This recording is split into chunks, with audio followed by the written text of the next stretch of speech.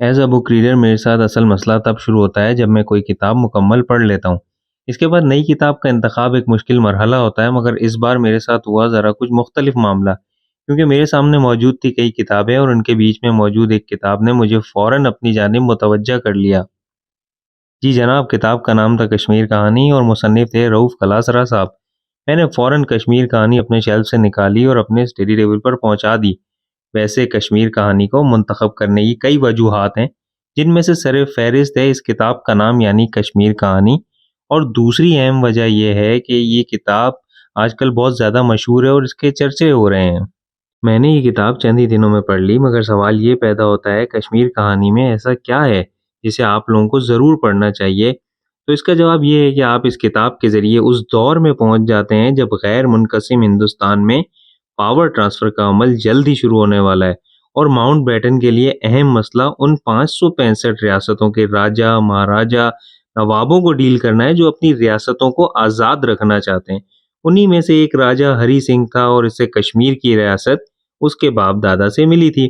راجا ہندوستان اور پاکستان سے الحاق کے معاملے میں آزاد ریاست رکھنے کا خواہش مند تھا، اور اس کا یہ خواب کیوں حقیقت میں تبدیل نہ ہو سکا، یہ کوئی معمہ نہیں بلکہ کتاب میں ان سب باتوں کا ذکر موجود ہے۔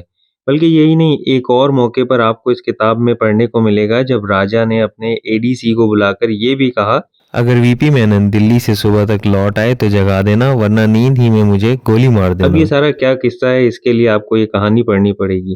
اس کے علاوہ اگر میں بات کروں تو اس کتاب میں آپ وائسرائے کے دلی میں اترنے سے لے کر قبائلی لشکر کے سری نگر کی طرف بڑھنے کے ہر لمحے کا حصہ بن جاتے ہیں۔ کشمیر کہانی میں ماؤنٹ بیٹن پر چرچل کی جانب سے کی جانے والی تنقید بھی موجود ہے، جس میں چرچل نے کہا تھا کہ کشمیر کے مسئلے کو صحیح طریقے سے حل نہیں کیا گیا۔ اس کتاب میں ماؤنٹ بیٹن کی بیٹی پامیلا کا بھی ذکر ہے۔ پامیلا نے اس دور میں جو دیکھا، جو سنا، اس کتاب میں اس کی یادداشتیں موجود ہیں۔ یہ کتاب کسی کو ہیرو یا ولن نہیں بناتی، بلکہ آپ کے سامنے حقائق پیش کرتی ہے تاکہ آپ حقائق جان کر خود فیصلہ کریں۔ کشمیر کہانی اردو قارئین کے لیے ایک خوبصورت تحفہ ہے۔